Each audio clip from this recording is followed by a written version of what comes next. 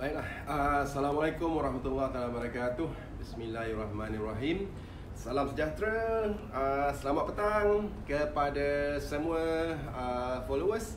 Okey, page Tanya Dr. Syed. Seperti biasa, saya Dr. Syed Ayub Syed Mustafa Al-Qudri. Hari ini saya akan berkongsi dengan satu topik yang saya rasakan penting sangat-sangat rakyat Malaysia sedar dan ketahui. Ni cerita tentang benda-benda yang biasa.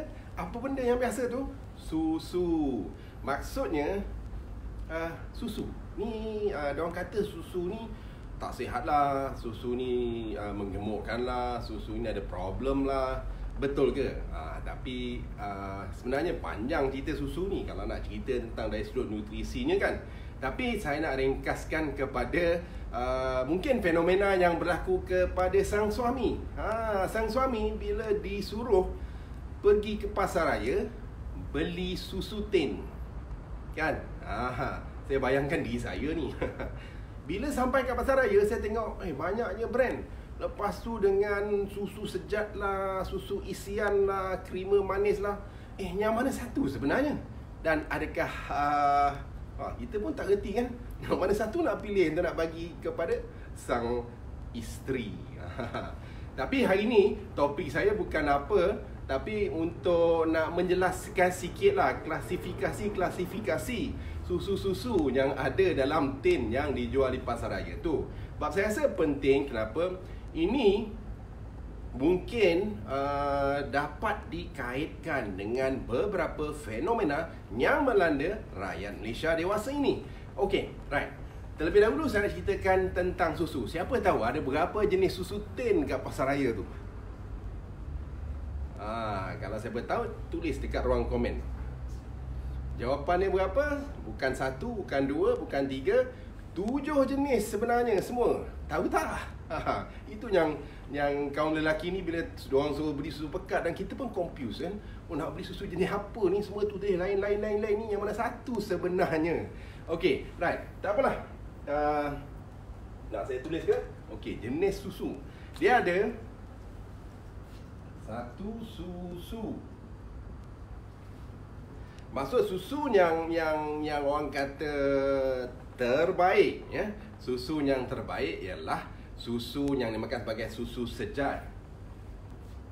Susu sejat.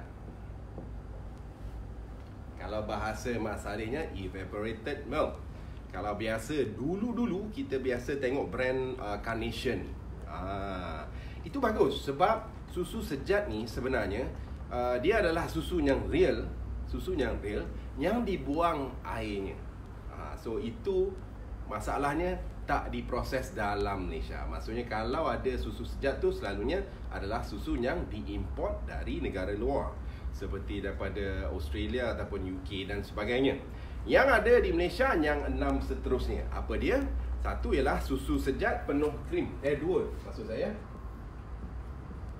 Susu sejat penuh krim. Okey. Yang ini dia memang susu juga, tapi kandungan dia sebenarnya adjust dari sudut lemak ni, kerana dia merupakan campuran pepejal susu dan juga campuran lemak susu. Yang ini quite okey lah dari sudut nutrisinya kan. Tapi kita pergi seterusnya. Apa dia? Kita ada susu pekat manis penuh krim.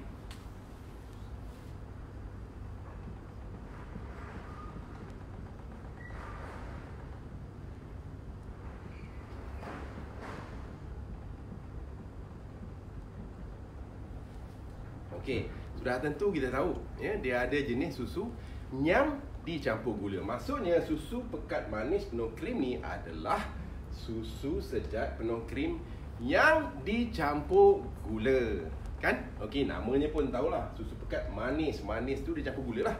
Kemudian yang ini dah kurang sikit sebab dia ada gula kan, dari sudut kesihatannya. Okey, seterusnya apa lagi? Kita ada susu isian sejat.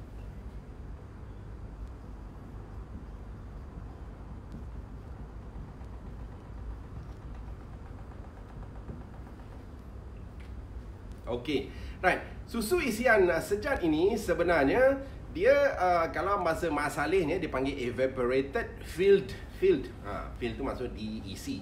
Milk. Maksudnya dia buang air, susu tu dia buang air, dia buang lemak dan dia tambah orang kata diganti lemak yang dibuang tu dengan minyak tumbuh-tumbuhan.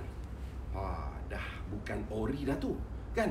Dia dah bukan guna lemak susu, malah dia menggunakan minyak dari tumbuh-tumbuhan, selalunya daripada minyak kelapa sawit. Okay, right. Seterusnya kita ada susu isian manis.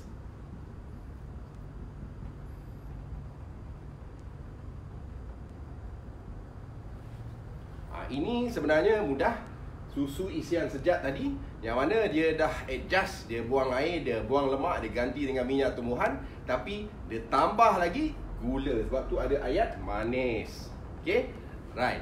Dan ini dah semakin kurang dah lah. Dia buang lemak yang ori daripada susu tadi, dia tambah dengan minyak tumbuhan, kemudian dia tambah lagi dengan gula. Okay, right. Seterusnya ada apa? Kita ada krima yang disejatkan ataupun krima sejat.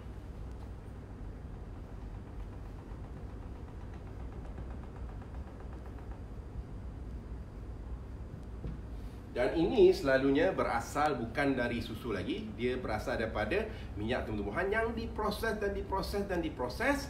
Dan benda ni terjadilah bahan yang orang kata bahan terproses. Dan ini selalu digunakan dalam industri makanan, yang mana antara asasnya digunakan sebagai base di dalam campuran 3-in-1 ya, kopi 3-in-1 tu.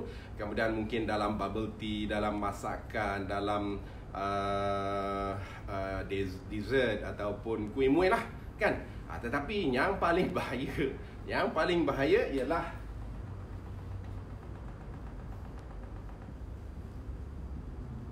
krima manis. Ini adalah krima yang disejatkan ataupun evaporated krima yang dicampur dengan gula. Dan inilah yang selalu kita hadap-hadapkan, iaitu apa? Antara yang dicampur dalam minuman kegemaran rakyat Malaysia, teh tarik. Dan juga mungkin sirap bandung yang digunakan di kedai-kedai, di restoran untuk menyiapkan minuman kegemaran anda. So, apa kesimpulan yang kita boleh dapat daripada apa yang saya tulis 7 jenis susu tin yang ada di pasaran ini? Sebenarnya yang ada nutrisi lah, yang saya boleh katakan yang susu yang boleh dianggapkan produk tenusu, dia cuma jenis 1 dan jenis 2. Manakala yang lainnya mempunyai kandungan susu tetapi sedikit sangat. Contohnya mungkin sekadar 10% saja produk tenusu. Yang lainnya bahan lain. Yang paling membimbangkan ialah kandungan gula. Dan kandungan gula ini bukan sikit tau. Sekitar 40 hingga 50% adalah kandungan gula. Dan gula ini dalam bentuk apa? Dalam bentuk gula ataupun dalam bentuk high fructose corn syrup. Okay, right. So, apa yang saya nak ceritakan sebenarnya pada hari ini ialah pengaruh pengambilan minuman-minuman yang dikatakan minuman bersusu tetapi dimaniskan, dan mungkin bukan lagi susu ori, tetapi bagaimana efeknya kepada kesihatan. Efeknya kepada kesihatan ialah mungkin dia cakap ada tambahan mineral, ada tambahan vitamin, tapi itu sebenarnya very minimal. Tak ada efek sangat pun. Yang betul-betul efek pada kesihatan ialah kandungan gula. Okay, right. So, kenapa gula ni adalah satu perkara yang kita bimbang sangat-sangat sewaktu ini? Kerana gula ataupun high fructose corn syrup ni ada dua benda yang saya akan cerita. Dia adalah bahan-bahan yang mana kalau diambil secara berterusan mungkin merupakan punca kenapa rakyat Malaysia semakin hari semakin obes. Dan semakin obes, datanglah semakin hari semakin banyak penyakit yang berangkai-rangkai itu. Okey, saya akan jelaskan sebenarnya kenapa gula ini bahaya. Okey, Ini penting kerana mungkin kita nampak gula tu biasa, orang gula-gula. Tapi sekarang ini kebanyakan pemakanan di luar sana yang saya bimbangkan, bukan yang saya bimbang lah, memang jelas memang dah ditambah bahan-bahan tersebut. Okey, saya akan jelaskan kenapa kita harus tahu. So yang ini saya akan padam.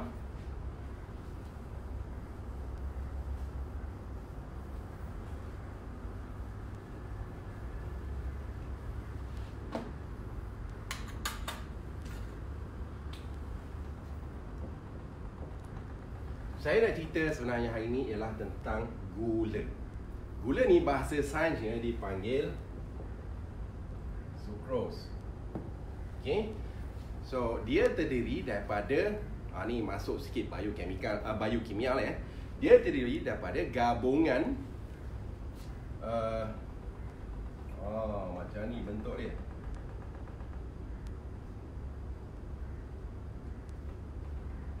Gabungan glukos dan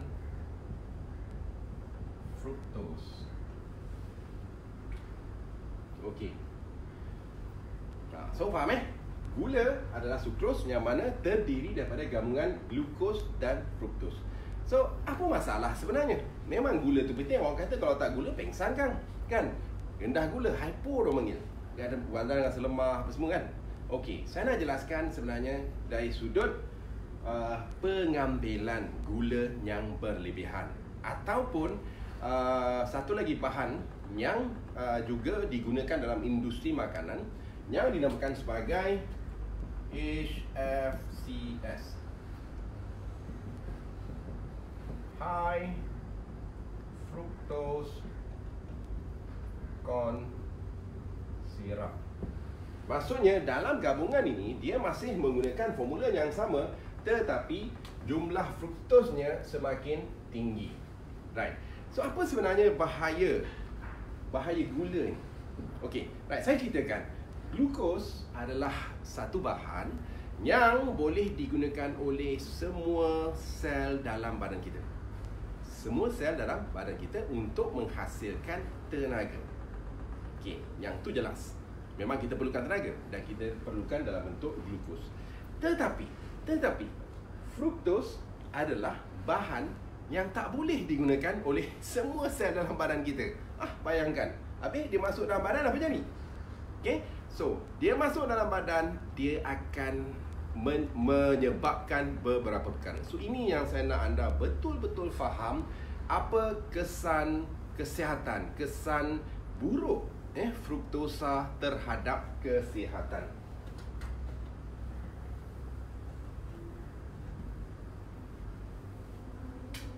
Okey, saya akan ceritakan tentang fruktosa. Okay. Satu lagi nama bagi fruktosa ialah gula buah. Biasa dengar kan? Dalam buah ada fruktosa. Right. Inilah yang menyebabkan buah kita manis. Kan? Buah yang kita makan, rambutan ke mangga ke apa semua tu, semuanya ada fruktosa. Tetapi kena faham, fruktosa ini didatangkan, diberikan Allah dalam bentuk package. Maksudnya ada fruktos untuk memaniskan, tetapi dia ada serat dia ada isi dia ada phytonutrisi dia ada antioksidan dia dan sebagainya dalam tu. Okey, so masalahnya kita biasanya taklah mengambil sangat buah ni dalam bentuk terlebih banyak, kan? Tetapi sekarang kita dah asingkan fruktosa tu daripada bahan-bahan yang berguna tadi. So fruktosa tu sendiri sebenarnya tak boleh digunakan oleh badan. Dan apa yang berlaku? Ada 4 perkara utama. Right? So nombor 1,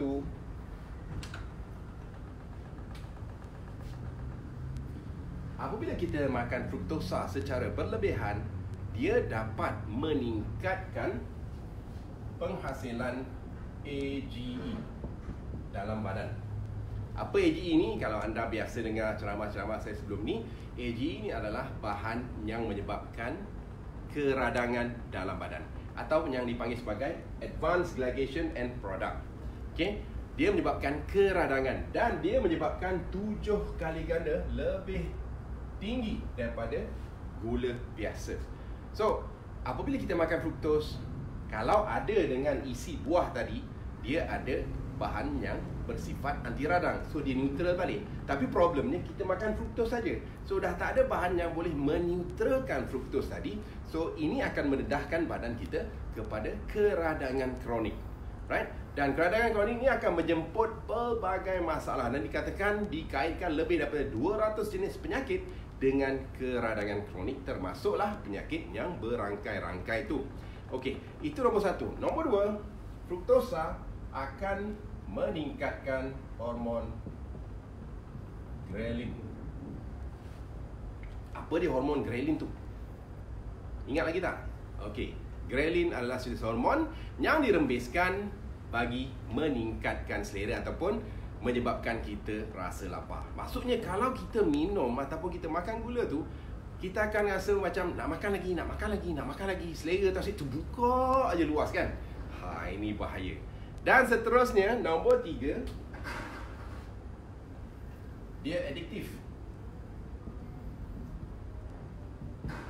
Maksudnya di sini, dia boleh menyebabkan ketagihan. Didapati bahawa gula ni dapat merangsang opiate reactor dalam otak kita, menghasilkan dopamin, jenis bahan yang kita rasa high. Boleh rasa high orang makan gula.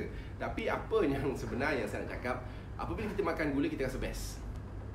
So kita nak makan lagi, dan nak makan lagi, dan kita nak makan lagi. So ini problem. Dan seterusnya kita faham, gula boleh, fruktosa boleh menyebabkan masalah metabolik. So ini yang saya akan jelaskan, yang anda perlu faham sebenarnya. Apa dia masalah metabolik? Sebab macam saya katakan, fruktosa ni dia tak boleh digunakan oleh sel-sel dalam badan kita.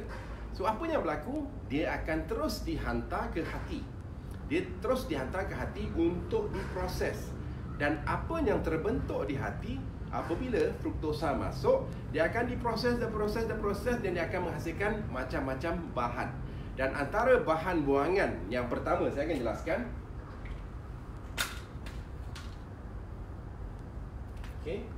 Yang pertama, dia akan menghasilkan bahan buangan namanya uric acid.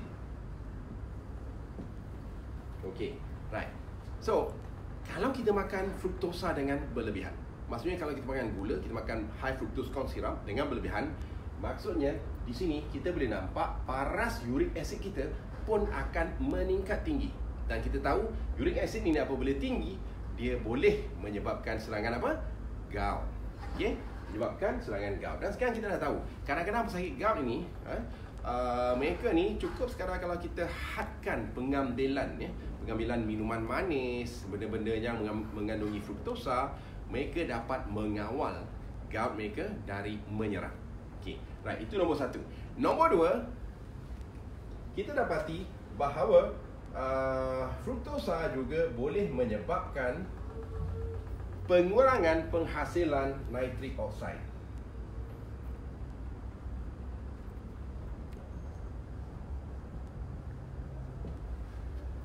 Apa benda tu? So, nitric oxide ini adalah bahan yang dihasilkan oleh badan, yang mana tugasnya dia boleh mengembangkan salur darah. So, apabila berlaku kekurangan nitric oxide ni, salur darah kita akan berada dalam keadaan vasoconstriction. Maksudnya dia kecut aja.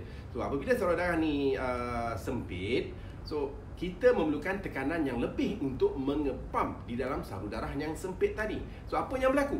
Darah tinggi. So, secara kroniknya, pengambilan gula, pengambilan fruktosa boleh menyebabkan tekanan darah tinggi.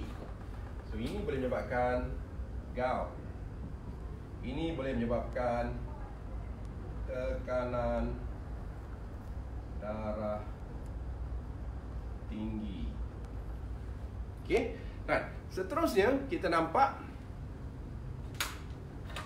fruktosa apabila dihadamkan dalam hati kita, dia akan mengeluarkan lipid droplets ataupun minyak lemak-lemak lah, yang mana akan berkumpul dalam hati kita. Hati kita ni sebenarnya dah padat, tambah lagi dengan lemak. So sel lemak ini ataupun lipid droplets ni, akan menghimpit sel-sel sihat, menyebabkan sel-sel sihat tadi rasa lemas dan mungkin sel-sel sihat tadi mati. Okey, so ini akan menyebabkan keradangan hati sehingga menyebabkan apa yang dipanggil sebagai fatty liver disease ataupun sindrom hati berlemak. Dan sindrom hati berlemak ni bagi setengah-setengah orang yang nasib tak baik, dia akan menyebabkan kegagalan fungsi hati menjadi cirrhosis ataupun hati dia dah tak berfungsi. Orang Melayu panggil busung. Okay, right. So di situ saya tuliskan dia menyebabkan penyakit hati berlemak.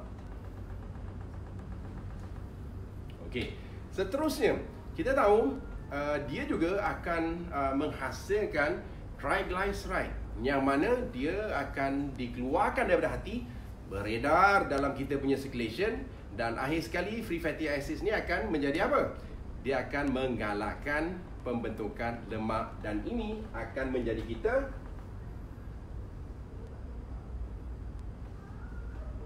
obese. Okay, right? So dia akan menghasilkan sel-sel lemak yang akan menjadikan kita obese. Okay, dan seterusnya dia akan juga menghasilkan bahan free fatty acids yang akan menggalakkan dyslipidemia.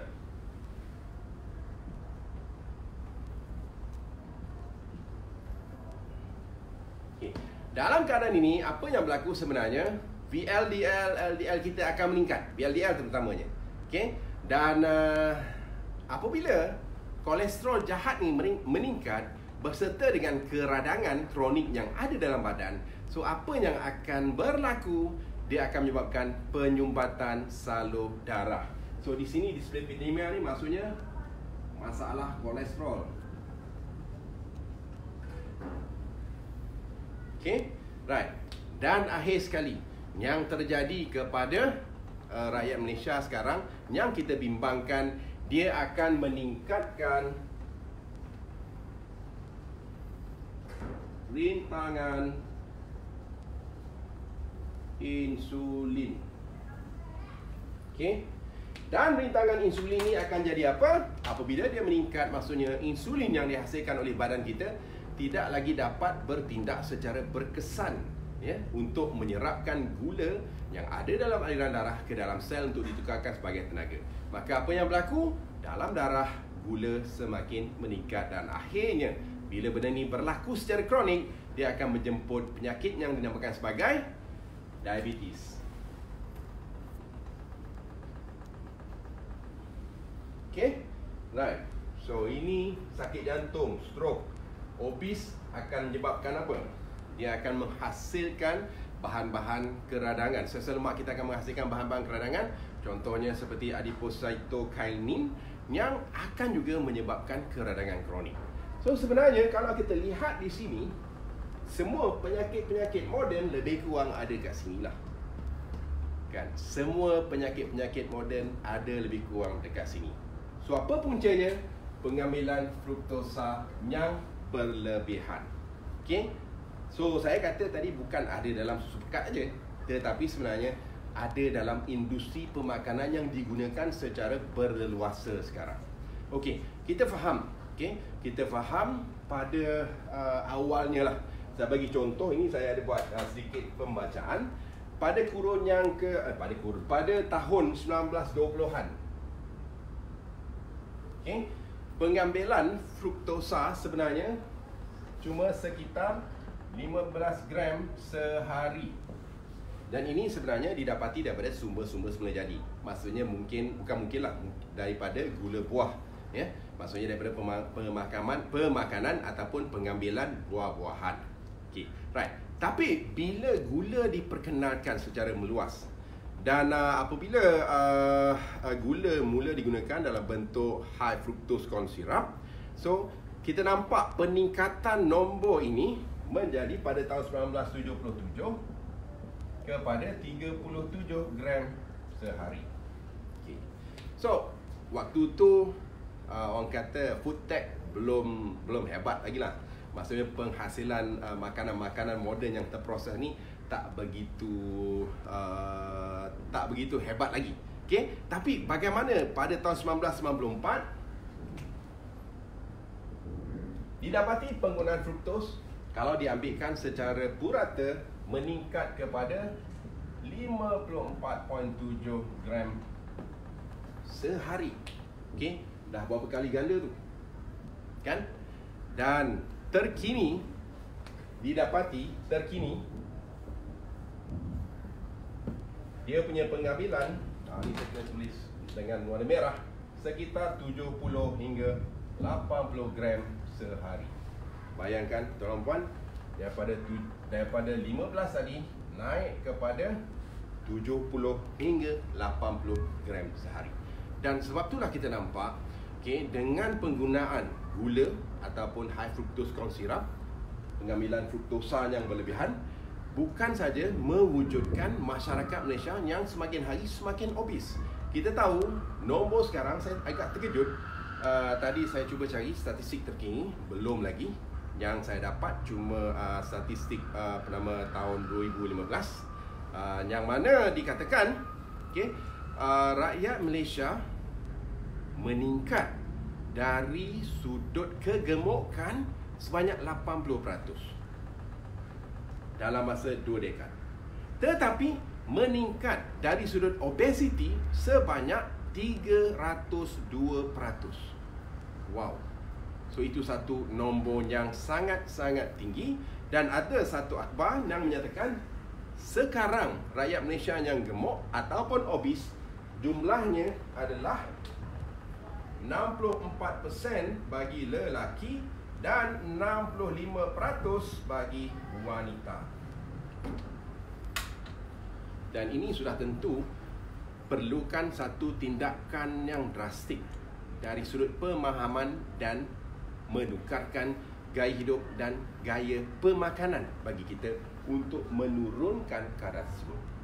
So, apa yang saya boleh rumuskan di sini ialah walaupun ini statistik lama, tapi still saya boleh ketengahkan, yang mana ditunjukkan pada tahun 2003 rakyat Malaysia mengambil sekitar 30 gram susu pekat. Dan 30 gram susu pekat ini bersamaan dengan 16 gram gula. Ini baru dah bentuk susu pekat. Belum dia tambah lagi dengan mungkin minuman bercoklat dan sebagainya yang dah pun ada gula dalam tu. Sebab tu dianggarkan mereka juga mengambil sekitar 4 sudu gula tambahan plus 4 sudu gula.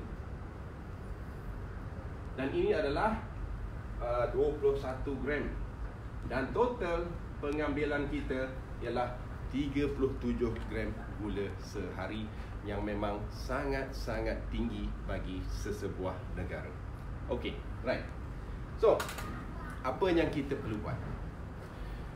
Bagi saya, kita harus sedar bahawa susu yang dalam tin tu ada jenis yang okey, tapi kebanyakan jenisnya tak okey, yang mana tinggi dengan gula dan juga fruktosa. Dan fruktosa ini jika diambilkan secara berterusan, maksud tiap-tiap hari kita kena 3 4 gelas teh tarik, dia akan menyebabkan lambat laun anda akan mengalami penyakit-penyakit metabolik ini, termasuklah kencing manis, darah tinggi, masalah kolesterol, sakit jantung, stroke dan penyakit hati berlemak. Okay, right. So, bagi kita ialah apa yang kita perlukan ialah kesedaran dan pemahaman. So, saya harap dengan penerangan saya pada hari ini jelas tentang peranan susu dalam tin terhadap diri kita seandainya kita merupakan pengamal yang tegar bagi susu tin ini. So, apa yang anda harus lakukan? Hati-hati, sekali-sekala tak apa, tapi jangan jadikan sebagai tabiat. InsyaAllah anda akan sihat dan terus sihat, terutamanya jika anda juga mengamalkan gaya hidup sihat. So, itu pesan daripada saya. So, apa lagi yang saya nak ketengahkan di sini? Sebab di sini ada ayat diabetes. saya juga akan ada menghasilkan page ataupun ruangan yang membincangkan tentang khusus diabetes, iaitu dalam ruangan hidup bahagia tanpa diabetes. So bagi mereka anda yang inginkan tahu apa itu diabetes, apa komplikasi diabetes, apa yang boleh dilakukan untuk mengawal diabetes, ataupun apa yang boleh dilakukan untuk mencegah dan menyembuhkan diabetes, anda boleh masuk dalam page ini dan daftarkan diri anda. Ini semua percuma. Dan insyaAllah saya harapkan apa yang saya sampaikan petang ini bermanfaat. Dan kalau anda rasa bermanfaat, mengapa tidak anda tekan button like dan share. So sekian daripada saya, SKB Care for You. Assalamualaikum warahmatullahi wabarakatuh.